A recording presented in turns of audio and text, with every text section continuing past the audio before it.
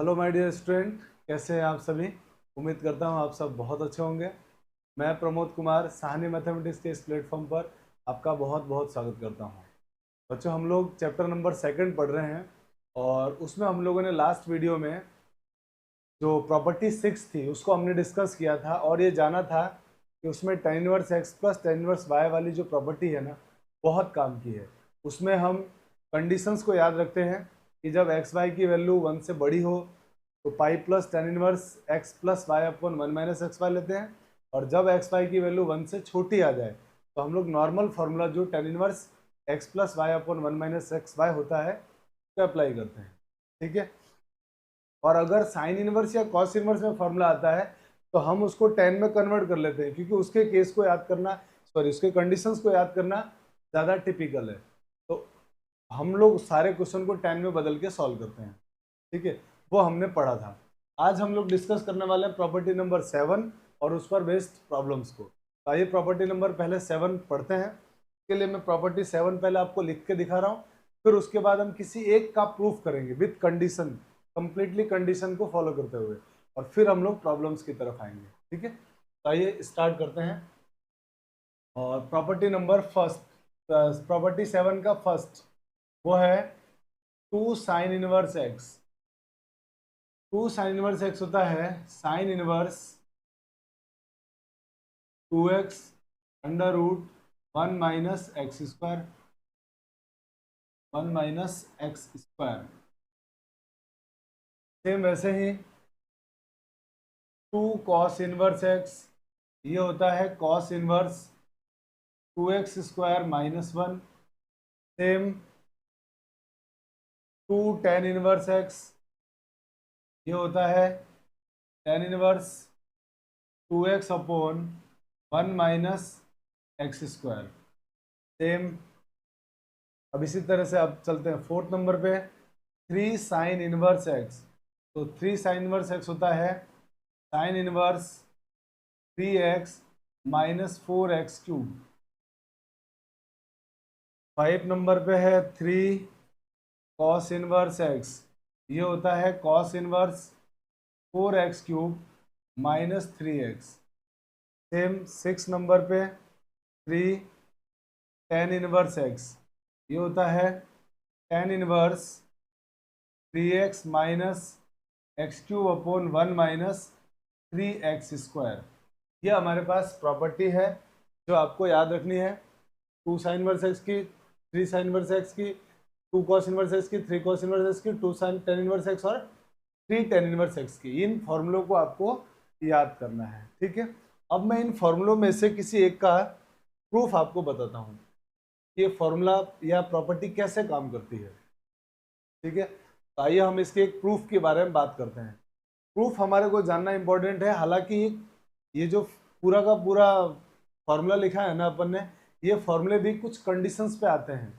मतलब एक्स की वैल्यू कहाँ से 1/2 से 1 तक लें, है ना, 1 से 2 तक लें, वो क्या आएगी वैल्यू, वो सारी कंडीशंस पे डिराइव होती है ना। उसकी ब्रांचेज होती है, डिफरेंट डिफरेंट ब्रांचेज में डिफरेंट डिफरेंट वैल्यूज देता है। पर हम इनिशियल स्टेज में हम इसको याद रखते हैं, और बाकी आगे जब जैसा भी क्वेश्चन वाला बोलता है, कंडीशन जो भी देता है कि एक्स की वैल्यू आपकी क्या है, उस कंडीशन को अप्लाई करके हम उसको चेंज कर लेते हैं। तो आपके लिए इसका प्रूफ जो बहुत इंपॉर्टेंट है, मैं कोशिश करता हूँ कि एक इसका प्रूफ बताता हूँ और उस एक प्रूफ के बेसिस पे हम बाकी के प्रूफ को भी कर लेंगे, वैसे ही होगा। और साथ में जब प्रॉब्लम्स में कंडीशंस अप्लाई करेगा एक्स पर, अभी तो हमने जितनी भी प्रॉपर्टी लिखी हो बिना कंडीशंस के लिखा है, अगर क्वेश्चन वाला एक्स के ऊपर कोई कंडीशन अप्लाई करेगा तो हम उस कंडीशन को भी इजीली फॉलो कर सकते हैं। ठीक है, तो आइए मैं एक क्वेश्चन लेता हूँ। तो अब इनमें से कोई भी एक प्रूफ कर लेते हैं। जैसे मान लीजिए मैंने 3 कॉस इनवर्स एक्स का प्रूफ करने की कोशिश की। 3 कॉस इनवर्स एक्स का फॉर्मूला ये होता है, तो मैं इसका प्रूफ करने के लिए क्या करता हूँ, मैं इसकी वैल्यू निकालूंगा और इसकी वैल्यू क्या आएगी, है ना। तो मेरे लिए क्या हो गया, प्रूफ की बात कर लेते हैं अपन। तो प्रूफ होगा हमारे पास, इसको मैं y मान लेता हूँ। Let y is equal to cos inverse 4x cube minus 3x। ये मैंने इसको y सपोज कर लिया है, और मेरा पूरा ध्यान इस वाले के प्रूफ के अंदर है कि इसकी डिफरेंट डिफरेंट कंडीशंस में क्या क्या आंसर आएंगे, माने डिफरेंट डिफरेंट ब्रांचेस में आंसर क्या आने वाला है। तो हम बच्चों क्या करेंगे, अब आपको तो पता है मेरी थॉट कि सर आप आईटीएफ को थीटा मान लेते हो और आप इजी एजम्पशन की तरफ चलते हो, इजीएस्ट एजम्पशन की तरफ चलते हो। तो इजीएस्ट एजम्पशन आपके लिए क्या है सर, आप कॉस थीटा को कॉस इनवर्स एक्स को थीटा मान लीजिए। तो ये मेरे लिए इजीएस्ट एजम्पशन हो गया। तो मैं मान लेता हूँ let cos inverse x is equal to theta. और अगर मैंने इसको थीटा माना तो आपको पता है हमारी हैबिट है, जैसे हम थीटा मानते हैं थीटा लिख देते हैं। तो आपको पता है थीटा कॉस इनवर्स एक्स की रेंज होती है 0 से पाई। इसका मतलब हमारा जो थीटा आएगा वो 0 से पाई के बीच में बिलोंग करेगा। ये हमने कंडीशंस को लिख दिया, इसका यूज होगा हमारे पास आगे जाके। तो जैसे हम किसी को थीटा मानते हैं वहां पे रेंज लिखना नहीं भूलना है, यानी थीटा किसके बीच में बिलोंग करेगा उस बात को लिखना नहीं भूलना है। यहाँ से एक्स की वैल्यू क्या हो जाएगी, आप बोलोगे सर एक्स की वैल्यू आ जाएगी यहाँ से कॉस थीटा। अब आप जो ये एक्स की वैल्यू निकाले हो ना, ये वैल्यू को इसमें रख दो, इसमें लिखो, तो देखो वाई क्या आ रहा है। आप इजीली देख पाओगे कि हमारे पास जो वाई आएगा वो क्या आने वाला है, वो होगा y is equal to cos inverse 4 cos theta 4 cos³ theta -3 cos theta.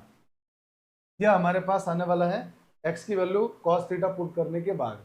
और आप लोगों की ट्रिग्नोमेट्री तो आई होप कि अच्छी होगी, और आप कहेंगे कि सर ये जो लिखा है ना यहाँ से यहाँ तक, ये cos3 थीटा का फॉर्मूला होता है। इसका मतलब ये हो जाएगा कॉस इनवर्स cos3 थीटा। अब आप में से कुछ लोगों को ख्याल आया कि सर ये तो कॉस इनवर्स cos x जैसा फीलिंग दे रहा है, तो इसका मतलब इसका ग्राफ बनाना पड़ेगा। और बच्चों ग्राफ बनाने से पहले हमें ये जानना पड़ेगा कि थीटा 3 थीटा है क्या, माने इसका ग्राफ जो बनाएंगे कॉस इनवर्स cos x का वो पूरा बनाएंगे या कहाँ तक बनाना है। तो हमारे को कहोगे कि सर ये एक्स लिखा थीटा लिखा हुआ है, थीटा आपका 0 से पाई है, तो 3 थीटा किसके बीच में बिलोंग करेगा, तो वो बात मैं यहाँ लिख रहा हूँ, थीटा बिलोंग्स टू 0 टू पाई। तो यहाँ से मुझे मिल गया कि मेरा 3 थीटा जो बिलोंग करेगा बच्चों, वो 3 थीटा बिलोंग करेगा 0 से 3 पाई के बीच में। यानी मुझे कॉस इनवर्स cos x का ग्राफ बनाना है 0 से 3 पाई के बीच। कॉस इनवर्स cos x का ग्राफ बनाना है 0 से 3 पाई के बीच। तो अब मैं बना रहा हूँ कॉस इनवर्स cos x का ग्राफ। तो अब मैं बना देता हूँ graph of cos inverse cos x, इसका ग्राफ बना रहा हूँ, और वो भी कहाँ से कहाँ तक 0 से 3 पाई तक। इसके आगे के ग्राफ की जरूरत नहीं है। तो आप बोलोगे सर ग्राफ तो रटा हुआ है हमारे को, कॉस इनवर्स cos x का ग्राफ। आप समझ पा रहे होंगे प्रॉपर्टी नंबर सेकंड कितनी इंपॉर्टेंट है। हर प्रूफ में प्रॉपर्टी नंबर 3 यूज में आ रही है, तो बहुत इंपॉर्टेंट है प्रॉपर्टी नंबर 2 आईटीएफ में टीएफ वाली। तो कॉस इनवर्स cos x का ग्राफ आपको याद होगा, झोपड़ा ग्राफ बनता है और पूरा ऊपर बनता है, ये पूरा ऊपर ऐसा ग्राफ बनेगा। पर हमारे को ग्राफ कितना चाहिए, सिर्फ 3 पाई तक। ये जगह 0 और ये जगह होती है पाई, ये 2 पाई और ये 3 पाई। अब आप कहोगे कि सर इसमें तो हमारे को 3 पाई तक ग्राफ बनाना था, मतलब हमारे को जो ग्राफ यूज में लेना है वो ये हिस्सा है जो हमारे काम का है। अब आप बोलोगे इसमें तो सर हमारे 3 ब्रांचेज आ रही है, 0 से पाई में जो आंसर दे रहा है ये दे रहा है y is equal to x, और ये आंसर क्या दे रहा है, इसका आंसर निकालोगे तो क्या देगा ये, आप बोलोगे सर ये दे रहा है 2 पाई माइनस एक्स और 2 पाई माइनस एक्स, और 2 पाई से 3 पाई के बीच में जो इसका आंसर आ रहा है वो आ रहा है हमारे पास sir y is equal to x minus 2 pi, यह आ रहा है। तो हमारे पास तो 3 आंसर आ रहे हैं, इस 0 से 3 पाई के बीच में एक्स भी आ रहा है, 2 पाई माइनस एक्स भी आ रहा है, और 2 पाई से 3 पाई के बीच में x माइनस 2 पाई भी आ रहा है। तो 3 आंसर आ रहे हैं, इसीलिए मैं ये प्रूफ बता रहा हूँ, क्योंकि 3 आंसर आते हैं ना, तो इनको डील कैसे करेंगे। तो बच्चों हम इसमें क्या करने वाले हैं, 0 से 3 पाई में 3 ग्राफ आ रहे हैं हमारे पास, x 2 पाई माइनस एक्स और पाई माइनस 2 पाई x माइनस 2 पाई। तो हम यहाँ पे केस बनाएंगे। केस कैसे बनाएंगे, तो सबसे पहले डिस्कस करते हैं केस नंबर 1 के बारे में। केस नंबर 1 हम लेंगे जिसमें हमारा जो 3 थीटा होगा वो 0 से पाई के बीच में, क्योंकि हम डिस्कस किसके बारे में कर रहे हैं, 3 थीटा के बारे में। तो हम यहाँ लिख देते हैं व्हेन केस नंबर 1 है when 3 theta belongs to 0 to pi. 3 theta किसके बीच में बिलोंग कर रहा है? 0 से 2 पाई के बीच में। अगर 3 थीटा 0 से 2 पाई के बीच में बिलोंग कर रहा है तो मुझे तो x तक जाना है, मुझे तो x के बारे में बताना है। थीटा तो मेरा एजम्पशन था, तो थीटा किसके बीच में बिलोंग करेगा? तो आप बोलोगे सर थीटा बिलोंग करेगा 0 से π/3 के बीच। थीटा 0 से π/3 के बीच में बिलोंग करेगा और मुझे x की वैल्यू लानी है। तो आप बोलोगे सर थीटा जो है ना हमारा, थीटा वो कॉस इनवर्स x है और आप कह रहे हो कि आपको x लाना है, तो आप कॉस थीटा निकाल दो, आप किसकी वैल्यू फाइंड आउट कर दो? कॉस थीटा की, तो x आ जाएगा। तो थीटा अगर 0 से π/3 के बीच में है तब मुझे कॉस इसके ऊपर अप्लाई करना है, कॉस इसको अप्लाई करूंगा तो मेरे पास x आ जाएगा। तो आप बोलोगे सर किसी को भी अप्लाई करने से पहले आप उसका ग्राफ सोचिए। कॉस का जो ग्राफ होता है ना वो इस तरह का बनता है ग्राफ। अब कॉस का ग्राफ बनाएंगे तो ये जगह 0 होती है, ये π/2 और ये जो जगह आती है ये पाई और ये प्लेस होता है 3π/2 और यहाँ पे आता है हमारे पास कुछ ये हो जाएगा 2 पाई। पर मुझे सिर्फ और सिर्फ ग्राफ चाहिए किसके बीच में? थीटा किसके बीच में ले रहा हूँ मैं? 0 से π/3। तो 0 से π/3 मान तो इधर आएगा और इधर मतलब इतना हिस्सा। इस इंटरवल में कॉस कैसा है? डिक्रीजिंग फंक्शन है और डिक्रीजिंग फंक्शन को अप्लाई करने पर साइन ऑफ इनइक्वालिटी चेंज हो जाती है। तो इसका मतलब अगर मैं कॉस थीटा इस पे अप्लाई करूंगा तो साइन ऑफ इनइक्वालिटी चेंज हो जाएगी, ये पहले और ये बाद में आ जाएगा और ये बन जाएगा cos π/3 cos 0। और थीटा हमारे पास कौन था? तो आप बोलोगे सर थीटा हमारे पास x था, तो cos थीटा की जगह x लिख दिया हमने, सॉरी cos थीटा हमारा x था। x बिलोंग्स टू और cos π/3 की वैल्यू, आप बोलोगे cos π/3 की वैल्यू होती है 1/2, ये 1/2 और cos 0 की वैल्यू 1, तो ये आ गया। यानी x की वैल्यू 1/2 से 1 के बीच में है। क्लियर? तो हमने जब इसके बीच का एरिया लिया था तो y की वैल्यू क्या आई थी? x कौन है हमारे पास? 3 थीटा। इसका मतलब y की वैल्यू आई है 3 थीटा। 3 थीटा का मतलब हो गया 3 और आपने थीटा किसको बोला है? आप बोलोगे थीटा हमने बोला cos इनवर्स x को, तो क्या आ जाएगा यहाँ पर? cos inverse x। ये कब आया है? when x बिलोंग्स टू 1/2 से लेके 1 के बीच। तो जब आप y की वैल्यू, y मतलब हमारा ये पूरा, इसकी वैल्यू, इस पूरे की वैल्यू जो हमारे पास है ना, वो पूरे की वैल्यू आई है 3 cos इनवर्स x। तो इस पूरे की वैल्यू 3 cos इनवर्स x कब होती है? जब x की वैल्यू 1/2 से 1 के बीच होती है। यहाँ तक कोई बात में प्रॉब्लम? No problem. अगर नो प्रॉब्लम तो फिर अब अपन इधर आते हैं, अब अपन सेकेंड केस की तरफ चलते हैं। फर्स्ट केस तो समझ में आ गया, अब आते हैं सेकेंड केस में। सेकेंड केस क्या है? हम थीटा को, 3 थीटा को किसके बीच में लेंगे? अब पाई से 2 पाई के बीच। तो केस नंबर 2 डिस्कस करते हैं। Case number 2, when 3 theta belongs to pi to 2 pi, pi से 2 पाई के बीच में बिलोंग कर रहा है। अगर 3 थीटा आपका पाई से 2 पाई के बीच में बिलोंग कर रहा है तो आप बोलोगे कि सर थीटा जो है ना हमारा, वो बिलोंग करेगा π/3 से लेके 2π/3 के बीच। अब आपको तो x की वैल्यू पता करनी है कि x क्या होगा, तो x क्या होगा उसको पता करने के लिए cos अप्लाई कर दो। आप कहोगे cos जब अप्लाई करेंगे तो सर अभी हमने cos का ग्राफ देखा था, π/3 से 2π/3 में भी cos कैसा होगा? डिक्रीजिंग। तो इसका मतलब जब इसको अप्लाई करोगे तो साइन ऑफ इनइक्वालिटी चेंज, इसका मतलब cos 2π/3 cos π/3। यहाँ तक कोई प्रॉब्लम नहीं है। अब cos थीटा की वैल्यू क्या होती है? आप बोलोगे cos थीटा की वैल्यू होती है x, हम यहाँ लिख देते हैं x बिलोंग्स टू, अब आप मुझे बताइए cos 2π/3 कितना होगा? आप बोलोगे cos 2π/3 का मतलब 120 और 120 माने 60 डिग्री की वैल्यू, बस साइन चेंज कर देंगे। तो cos 60 की वैल्यू होती है 1/2 और साइन चेंज करेंगे तो -1/2 और cos π/3 माने 60 की वैल्यू क्या होगी? तो आप बोलोगे ये 1/2, तो ये हमारा x आ गया है। अब जरा सोचिए इस ब्रांच के बीच में हमारा y कितना आ रहा था? तो आप बोलोगे सर y आ रहा है 2π - x, 2π - x, तो y इज इक्वल टू आ रहा है 2π - x। x की वैल्यू क्या है, तो x की वैल्यू हमारे पास क्या दिया हुआ है, x की वैल्यू क्या है हमारे, sorry, y is equal to 2 pi minus x, और x हमारे पास क्या है, हमारा एक्चुअल में x कौन है, ये 3 थीटा है, हमने लिख दिया 2 पाई माइनस 3 थीटा, और थीटा की वैल्यू क्या है, तो थीटा की वैल्यू आप यहाँ से लिखोगे cos इनवर्स x, तो ये हो जाएगा हमारे पास y is equal to 2 pi minus 3 cos inverse, तो ये कब आंसर आ रहा है, जब x बिलोंग्स टू -1/2 से लेके 1/2 के बीच, तो आपका केस 3 का भी आंसर आ गया कि जब आप x की वैल्यू 1/2 से 1 के बीच में लोगे तो cos 3 थीटा माने y की वैल्यू, y माने इसकी वैल्यू आती है 3 cos इनवर्स x, और 2 pi minus 3 cos inverse x आता है जब आप -1/2 से लेके 1/2 के बीच में वैल्यू लेते हो, ठीक है। अब आते हैं case number third, case number third भी तो बन रहा है हमारा, केस नंबर थर्ड क्या बन रहा है उसको सोचते हैं। तो केस नंबर थर्ड में हमारा जो 3 थीटा है वो 2 पाई से 3 पाई के बीच में है, देख लेते हैं हम कि 3 theta belongs to 2 pi to 3 पाई।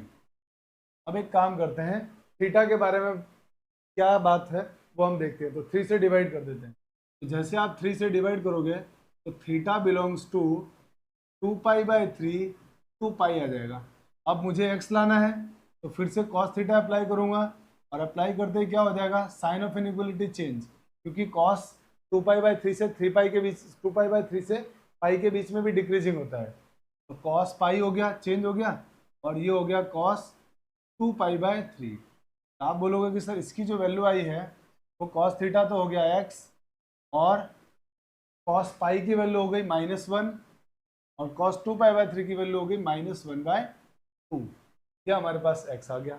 और इस ब्रांच में हमारा आंसर क्या आ रहा था, इस ब्रांच में हमारा आंसर आ रहा है y is equal to x minus 2 pi, y is equal to आ रहा है x माइनस 2 पाई, और हमारे पास x कौन है, 3 थीटा, तो मतलब 3 थीटा माइनस 2 पाई, और थीटा की वैल्यू लिख दो, तो ये हो जाएगा 3 cos inverse x minus 2 pi, and x belongs to close interval -1 to -1/2, -1 to -1/2।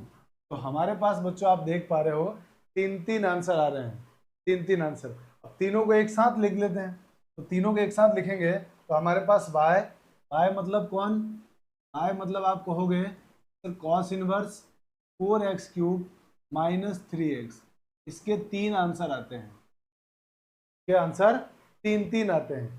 3 में सबसे पहला आंसर क्या आ रहा है, आप बोलो केस नंबर 1, केस नंबर 1 से हमारा जो आंसर दे रहा है वो आंसर दे रहा है ये 3, आ गया केस नंबर 1, केस नंबर 1 ये रहा, इससे आंसर दे रहा है 3 cos इनवर्स x, तो इससे आंसर आ गया आपका 3 cos इनवर्स x।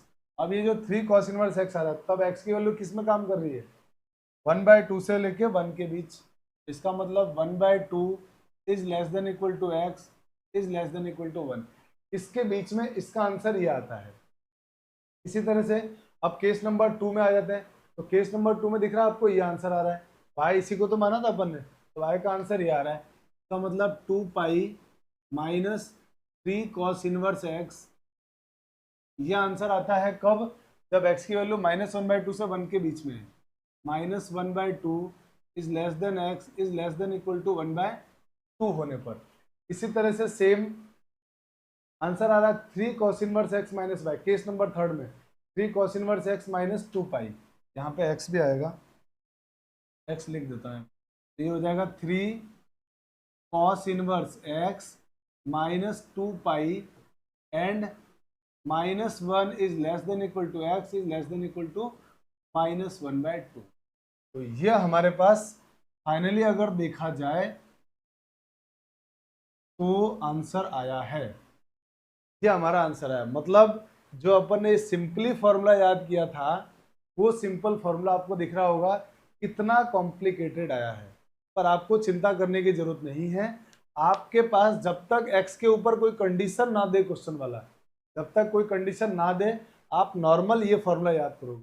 तो हम क्या करते हैं, नॉर्मली ये फॉर्मूला याद रखते हैं, और याद रखने के बाद क्या करते हैं, अगर क्वेश्चन वाला x के ऊपर कोई कंडीशन देता है, x पर कोई कंडीशन देता है, तो उस कंडीशन के अकॉर्डिंग हम लोग ग्राफ बना के और उसके आंसर को ले आते हैं। तो इन ब्रांचेस को याद करने की जरूरत नहीं है आपको, इन ब्रांचेस को याद करने की जरूरत नहीं है। ये प्रूफ इसलिए बताया गया है आपको ताकि इस प्रूफ के माध्यम से आप ये समझ पाओ कि हम कैसे इनको कन्वर्ट करते हैं, कैसे हम कन्वर्जन करते हैं, कैसे ग्राफ देखते हैं, कैसे थीटा की वैल्यू लेते हैं और कैसे हमारे पास 3-3 आंसर आते हैं और उनको फिर एक्स में कैसे कन्वर्ट करते हैं।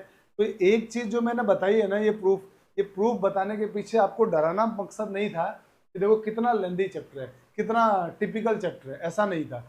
प्रूफ बताने के पीछे पर्पज ये था कि कई बार बोर्ड के एग्जाम्स में सीबीएसई ने कई बार ऐसे क्वेश्चन दिए हैं जिनमें आपको एक्स को अप्लाई करना पड़ता है। सामने वो पास में कंडीशन लिखता है कि x is lying in between -1 to -1/2 या x is lying in between -1 to 1/2, ऐसी कंडीशंस देगा वो। उन कंडीशंस को कैसे डील करना है वो मैंने आपको इस प्रूफ के माध्यम से बताया ताकि हम क्वेश्चन में भी उस बात को अप्लाई करेंगे। तो इनिशियल स्टेज में तो आपको एक फॉर्मूला याद रखना है 1 to 6, और उन फॉर्मूले को याद करने के बाद अगर कंडीशन देता है क्वेश्चन वाला तो उस कंडीशन को जरूर याद रखना, वरना क्वेश्चन गलत हो सकता है। ठीक है, कई बोर्ड के एग्जाम्स में ऐसी प्रॉब्लम नहीं आती है, वो कंडीशन ऐसा ही देता है कि आपको आंसर इसका यही आएगा, है ना, यानी कंडीशन वो ऐसा देगा जो 1/2 से 1 के बीच में होगा, तब तो आपको घबराने की बिल्कुल भी जरूरत नहीं है। लेकिन अगर क्वेश्चन वाला कुछ ऐसा दे तो प्रॉब्लम हो सकती है। तो वैसे कंडीशन के लिए भी हम तैयार रहेंगे। तो हम तो जैसे ही क्वेश्चन वाला कंडीशन देगा हम उस बात को अप्लाई करके देख लेंगे और इस तरीके से अप्लाई किया जाएगा। आई होप कि आपको ये समझ में आया होगा। अगर समझ में नहीं आया होगा तो वीडियो को फिर से वापस रीस्टार्ट करके वापस देखिए और फिर समझने की कोशिश कीजिए। यह आपके लिए बहुत इंपॉर्टेंट बात है, जो मैंने आपको ये प्रूफ बताया है बहुत काम की है। अब हम बात करते हैं कि इनको याद कैसे किया जाए। ठीक है, तो बच्चों ये बिल्कुल वैसे ही फॉर्मूले हैं जो आपने ट्रिग्नोमेट्री में 2a और 3a वाले फॉर्मूले याद किए थे ना, बिल्कुल वही फॉर्मूले हैं और वही फील देंगे। जैसे मान लीजिए कि किसी ने tan 3a का फॉर्मूला याद किया था, तो वो बोलेगा tan 3a का फॉर्मूला होता है sir 3 tan a minus tan cube a upon 1 minus 3 tan square है। 3 tan a minus tan cube a upon 1 minus 3 tan square है। तो किसी ने क्या किया, tan a की जगह x पुट कर दिया है, किसी ने tan a की जगह क्या पुट कर दिया, x। बस इस बात को याद रखना है। तो जैसे 3 tan इनवर्स x आए, आप तो tan 3a का फॉर्मूला सोच लेना, tan 3a का फॉर्मूला सोच लो और उसके बाद उसमें tan a की जगह पे x पुट कर दो।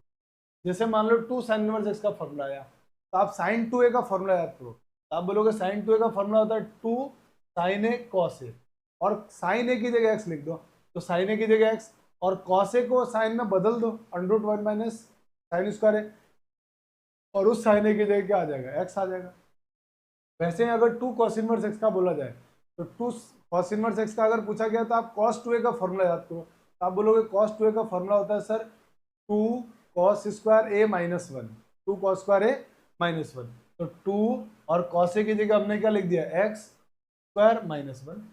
तो मतलब मुश्किल नहीं है, अगर 2 sin inverse x, 2 cos inverse x, 2 tan inverse x का पूछता है तो आप tan 2a का या sin 2a का या cos 2a का 2a वाले फॉर्मूले याद करो और उनकी जगह x की वैल्यू पुट कर दो, बस इतना सा काम है।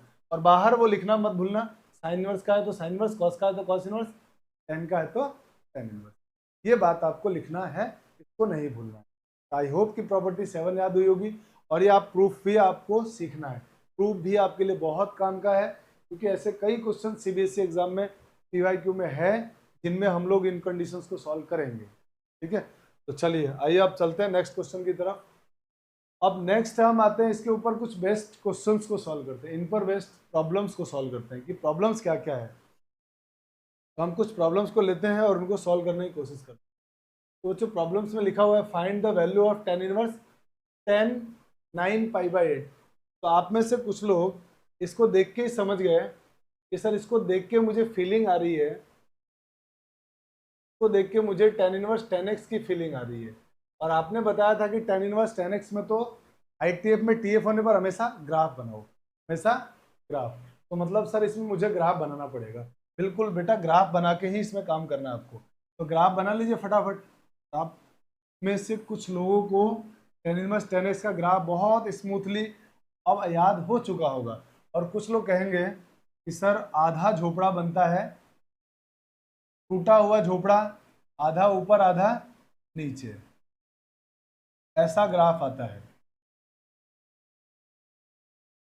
ऐसा ग्राफ होता है tan इनवर्स tan x का। अब आप ये जो वैल्यू होती है, ये वैल्यूज क्या क्या होती है, तो आप बोलोगे सर ये 0 होता है, ये पाई होता है, और ये 2 पाई, ये 3 पाई, और ये जो वैल्यू आती है वो π/2, ये वैल्यू होती है 3 π/2, ये वैल्यू होती है 5 π/2। यहाँ तक कोई प्रॉब्लम नहीं है। अब मुझे जिसकी वैल्यू फाइंड आउट करना है ना, उसको देख रहा हूँ मैं, तो मुझे निकालना है tan इनवर्स tan 9π/8। तो अब मैं सोच रहा हूँ 9π/8 कहाँ होगा, तो आपको दिख रहा है 9π/8 जो लिखा है ना, वो 9π/8 आप बोलोगे कि सर ये तो 8 से बड़ा है, तो आप एक काम करिए, इसमें एक बार डिवाइड कर दीजिए। आप जैसे इसमें डिवाइड करेंगे तो होगा पाई प्लस π/8। सोचो पाई प्लस π/8, तो आप तुरंत पाई के पास पहुंचो, पाई से π/8 आगे जाना है, तो आप पहुंच गए तुरंत पाई के पास। और π/8, अच्छा ये पता गैप कितना, ये 90 का गैप है, π/2 गैप है, दिख रहा है ना आपको, और मुझे जाना है π/8। अब π/8 तो 90 से पहले ही आ जाता है, π/8 तो 90 से पहले आ जाएगा, यानी हमारा जो 9π/8 है ना वो यहाँ कहीं रहा होगा, 9π/8 कहाँ रहा होगा, यहाँ पे। और इस लाइन की इक्वेशन अब मुझे सोचनी है, तो आप बोलोगे इस लाइन की इक्वेशन मैं अभी बताता हूँ। देखो अब तो मुझे सारी इक्वेशन भी आने लग गई है, तो ये किसके पैरेलल है, y = x के, तो y = x आएगा पहले सर। उसके बाद ये लाइन ऊपर y एक्सिस को कहाँ कट करेगी, तो आप बोलोगे y एक्सिस को सर ऊपर तो कहीं भी नहीं कट करेगी, नीचे कट करेगी, और नीचे कहाँ कट करेगी, जहाँ x को कट कर रही है पाई पर, तो नीचे कट कर रही है, इसलिए क्या लिखेंगे अपन, -π। का मतलब सर इस लाइन की इक्वेशन आई है x - π।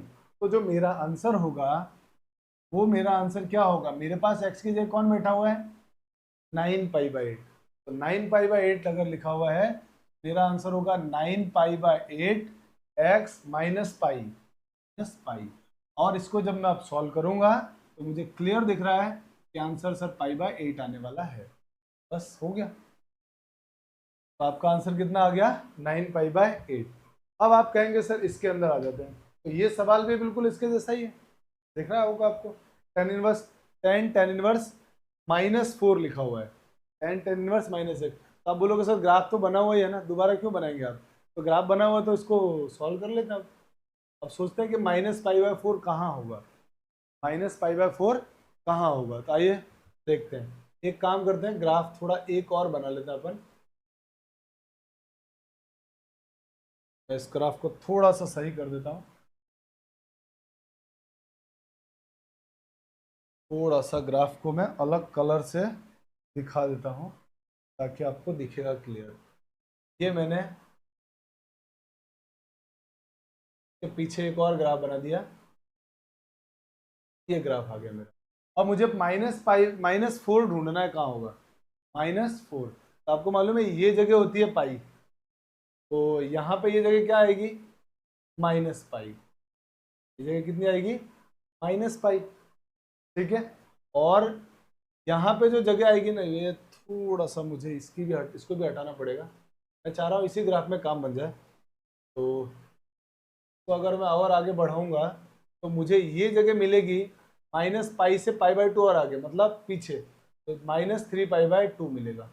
तो मुझे जो यहाँ पे -4 जो मेरा होगा ना, ये कितना होगा बच्चों, ये आप बोलोगे ये कितना होगा, आप बोलोगे ये, क्योंकि π/2 की वैल्यू हम जानते हैं, π/2 की वैल्यू मैंने आपको याद करवाया था कि π/2 कितना होता है। आपको ये दो वैल्यू जरूर याद रखनी चाहिए, 3.1 लगभग होता है, मान लगभग 3, और π/2 की जो वैल्यू आएगी वो π/2 की वैल्यू लगभग 1.5, ये अप्रोक्सीमेट वैल्यू याद रखना है। तो π/2 को अगर 1.5 लिखते हैं और -3 से मल्टीप्लाई करते हैं, तो आप बोलोगे -4.15 आएगा, लगभग इतना आएगा। तो मेरा -4 सर यहाँ रहा होगा, और अगर मेरा -4 यहाँ रहा होगा तो जरा बताओ मुझे इस लाइन की इक्वेशंस क्या होगी भाई। तो ये मेरे काम का है ग्राफ, और अगर ये मेरे काम का ग्राफ है तो इस लाइन की इक्वेशन बता दो। आप बोलोगे इस लाइन की इक्वेशन सर मुझे आती है, और वो होता है y = x, क्योंकि x के पैरेलल है, और y एक्सिस को ऊपर कट करेगी, कहाँ पर, ऊपर कट करेगी पाई पर, तो +π। तो इस लाइन की इक्वेशन हो गई मेरे पास x + π। तो आंसर हो गया मेरा फाइनल आंसर आ गया है x प्लस पाई, और x की जगह कौन है -4, इसका मतलब -4 प्लस पाई, ये हमारा फाइनल आंसर आया है। आई होप कि बात समझ में आई होगी। अब चलते हैं नेक्स्ट प्रॉब्लम की तरफ। अब नेक्स्ट प्रॉब्लम की तरफ आ जाते हैं। नेक्स्ट प्रॉब्लम के बारे में आप कहेंगे सर ये जो लिखा हुआ है sine inverse cos sine inverse √3/2, तो क्वेश्चन लिखता हूँ मैं इधर, देखो। तो क्वेश्चन है मेरे पास sine inverse cos sine inverse √3/2। तो कुछ लोगों को बात एकदम समझ में आ गई होगी। सर आप पहले इसकी वैल्यू निकाल लीजिए, इसकी वैल्यू आराम से मिल रही है।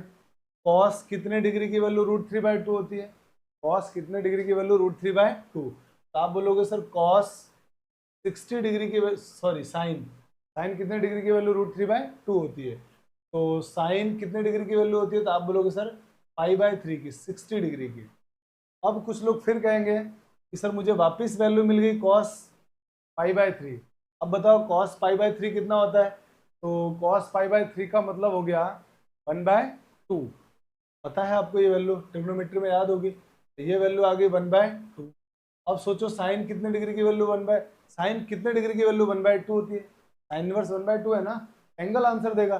तो कितना बोलोगे आप बोलोगे सर π/6। इसका आंसर फाइनली कितना आ गया। आई होप कि ये सिंपल सवाल भी आपको समझ में आया होगा। अब आते हैं इस क्वेश्चन में।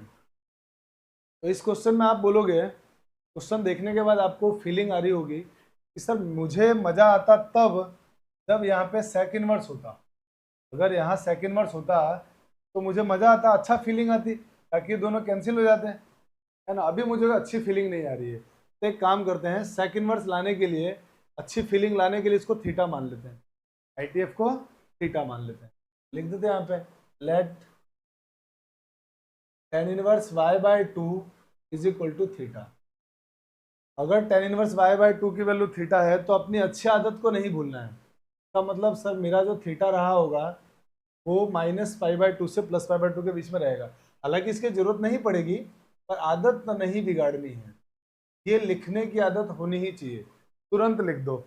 तो यहाँ से मुझे y/2 की वैल्यू मिल गई है tan थीटा। और आपको मालूम है जैसे आप यहाँ थीटा लिखोगे, जैसे आप थीटा लिखोगे तो मुझे क्या मिलेगा, सेक थीटा। यानी मुझे जो वैल्यू फाइंड आउट करनी है वो किसकी फाइंड आउट करनी है, सेक थीटा की फाइंड आउट करनी है। तो इसका आंसर लाना है हमारा सेक थीटा, क्योंकि मैंने उसको थीटा बोल दिया और मुझे पता क्या है, tan थीटा। अब अगर मुझे tan थीटा मालूम है और मुझे सेक थीटा लाना है, तो आप में से कुछ लोग कहेंगे कि सर हमको tan और सेक में तो आइडेंटिटी मालूम है ट्रिग्नोमेट्री की। क्या आइडेंटिटी होती है, आप बोलोगे सर सेक स्क्वायर थीटा होता है, sec square theta is equal to होता है 1 + tan स्क्वायर थीटा। ये आइडेंटिटी मालूम है।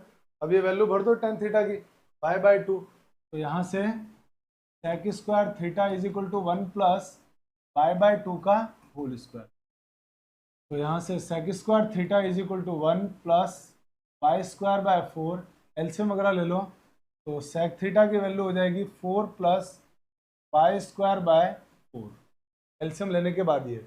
और यहाँ स्क्वायर था, अगर मैं यहाँ से स्क्वायर को रिमूव करूंगा तो रूट आ जाएगा, और रूट आने के बाद मेरा जो फाइनल आंसर आएगा वो आएगा sec theta is equal to √4 + π² और 4 का रूट आ गया 2, और थीटा की जगह आप चाहो तो वापस यही वैल्यू tan इनवर्स y/2। ये हो गया मेरे पास sec tan inverse y/2 is equal to √4 + π²/2। ये मेरा फाइनल आंसर आ गया है। अब आते हैं अगले कुछ और अच्छे सवालों की तरफ। तो अगला मेरा शानदार क्वेश्चन है, और इसमें लिखा हुआ है क्वेश्चन वाले ने कि tan cos इनवर्स x को फाइंड आउट करना है, और उसके बिहाफ पे आपको tan cos इनवर्स 8/17 को फाइंड आउट करना है।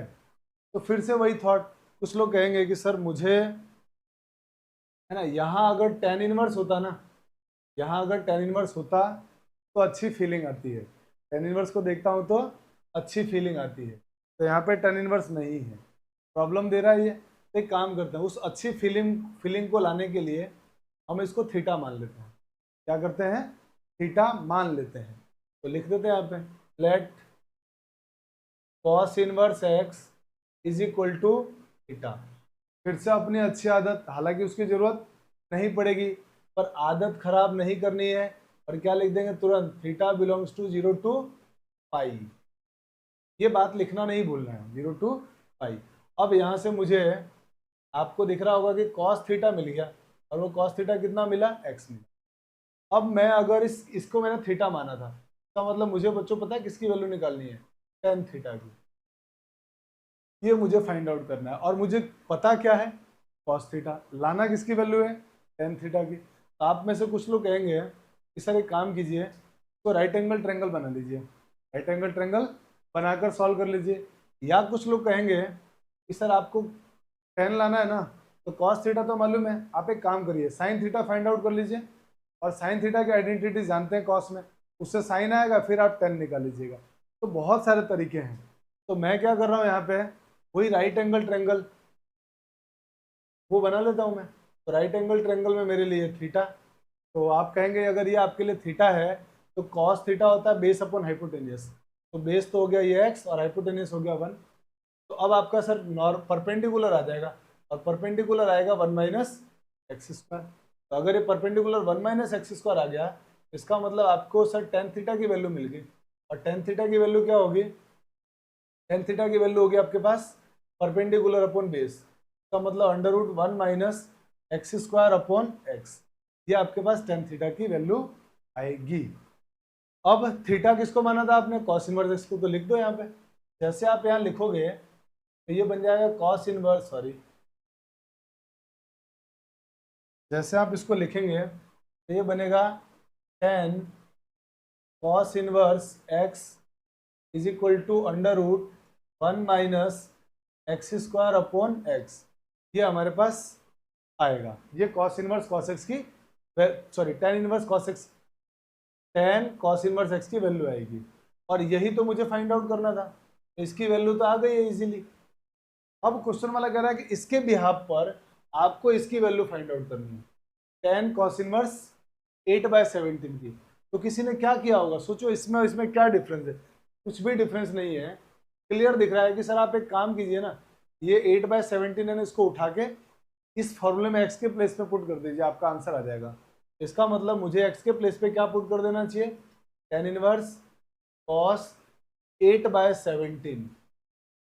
और मैं जैसे ही इसमें पुट करूंगा तो मेरा आंसर आ जाएगा अंडर रूट 1 माइनस 8/17 का स्क्वायर डिवाइडेड बाय 8/17। सिंप्लीफाई कर लेता हूँ इसको मैं, तो ये होगा अंडर रूट 8 का 17 का स्क्वायर 289 मल्टीप्लाई कर दो इसको, 289 माइनस 64/289 डिवाइडेड बाय 8/17। अब कुछ लोग कहेंगे 289 में से 64 माइनस करेंगे आप तो 225 आएगा, और 225 का रूट होता है 15, और नीचे क्या है 289, तो 289 का रूट होगा 17, और ये नीचे से वैल्यू उल्टा हो जाएगी, तो ये हो जाएगा 17/8, ये दोनों कैंसिल हो जाएंगे, और आपका आंसर आ जाएगा 15/, ये आपका फाइनल आंसर है इसका। 10 उल्टा लिख दिया, यहाँ पे इनवर्स नहीं आएगा भाई,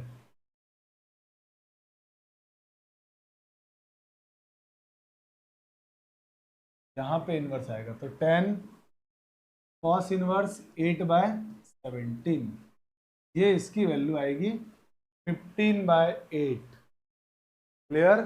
तो आई होप कि ये क्वेश्चन भी आपको समझ में आया होगा। अब चलते हैं अगले प्रॉब्लम की तरफ, और अगला प्रॉब्लम हमारे पास जो दिया हुआ है वो ये है। तो अब इसकी वैल्यू फाइंड आउट करने के लिए हम क्या करते हैं, तो आप में से कई कुछ लोगों को एक ख्याल आया होगा, सर पीएफ में आईटीएफ, बच्चों यहाँ से पता है एक थॉट डेवलप कर लो कि जब कभी भी पीएफ में आईटीएफ आए, पीएफ में आईटीएफ आ जाए, अगर टीएफ में आईटीएफ जब भी मिल जाए, तो हमने जो प्रूफ किया था ना प्रॉपर्टीज फर्स्ट नंबर को, एकदम वही थॉट यहाँ भी अप्लाई करना है। जब भी टीएफ में आईटीएफ आ जाए, then take ITF equal to theta. बस ये फंडा आपको याद रखना है कि जब भी मुझे क्वेश्चन में TF में ITF दिखेगा, ITF को थीटा मान लूंगा और मेरा प्रॉब्लम सॉल्व हो जाएगा। तो देखिए मुझे TF में ITF दिख रहे हैं, दो ITF और दोनों डिफरेंट डिफरेंट है, तो मैं दोनों को θ1 θ2 मान लूंगा। तो मैं यहाँ पे क्वेश्चन स्टार्ट करता हूँ और मैं यहाँ लिख दूंगा लेट, पहले वाला लिखा हुआ है मेरे पास साइन इनवर्स 1/4, इसको मैं θ1 बोल लेता हूँ, एंड सेक इनवर्स 4/3, इसको मैं θ2 बोल देता हूँ। अब मैं यहाँ पे वो θ1 θ2 नहीं लिख रहा हूँ, उससे काम चल जाएगा, नहीं लिखेंगे तो भी कोई दिक्कत नहीं आने वाली है, क्योंकि कांस्टेंट वैल्यू दे रखी है, दिख रहा है सब x पॉजिटिव है, तो इसमें कोई लफड़ा नहीं है। अगर कोई वेरिएबल दिया होता तो अपन लिखते, और हमारा, क्योंकि हमारे को प्रॉब्लम आ सकती थी वेरिएबल में, कांस्टेंट में कोई प्रॉब्लम नहीं है, तो ये हमारे पास कंडीशन आ चुकी है। अब अगर इसकी वैल्यू ये है तो मुझे यहाँ से साइन थीटा की वैल्यू मिल गई, sine θ1 is equal to 1/4, and same यहाँ से मुझे इसकी वैल्यू मिल गई सेक की, और वैल्यू आ गई सेक θ2 की वैल्यू 4/3। अच्छा बच्चों, मुझे किसकी वैल्यू फाइंड आउट करनी है? अल्टीमेटली जब मैंने इसको θ1 θ2 माना है, तो मुझे पता है आपको cos θ1 प्लस θ2 इसकी वैल्यू फाइंड आउट करनी है। और इसकी वैल्यू फाइंड आउट करने के लिए पता है आपको, अपन इसका फॉर्मूला लगाएंगे cos a प्लस बी वाला। तो cos a प्लस बी के फॉर्मूला में आपको मालूम है साइन भी आता है और cos भी आता है, तो जो साइन θ1 है ना, इससे आप एक काम करो cos θ1 निकाल दो, क्योंकि हमको इसकी जरूरत पड़ेगी। तो आप बोलोगे इसकी वैल्यू निकालना सर बहुत आसान है, राइट एंगल ट्रायंगल बना लो, ये थीटा एंगल और साइन क्या होता है, परपेंडिकुलर अपॉन हाइपोटेन्यूस, परपेंडिकुलर 1 और ये आ गया 4 हाइपोटेन्यूस। तो अब इसका बेस कितना आएगा आपका, तो आप बोलोगे बेस आएगा सर, बेस आएगा 15 √15, इसके स्क्वायर में से इसके स्क्वायर को माइनस कर दिया, तो आपके पास cos θ1 की वैल्यू आ गई। cos θ1 की वैल्यू क्या होगी, तो cos θ1 क्या होता है, बेस अपॉन हाइपोटेन्यूस, तो बेस अपॉन हाइपोटेन्यूस का मतलब √15/4, ये वैल्यू आ गई cos θ1 की। अब इधर चलते हैं, sec θ2 अगर आपको मालूम है तो आपको यहाँ से cos θ2 इजीली मिल जाएगा, इसका रेसिप्रोकल कर दिया हमने तो 3/4।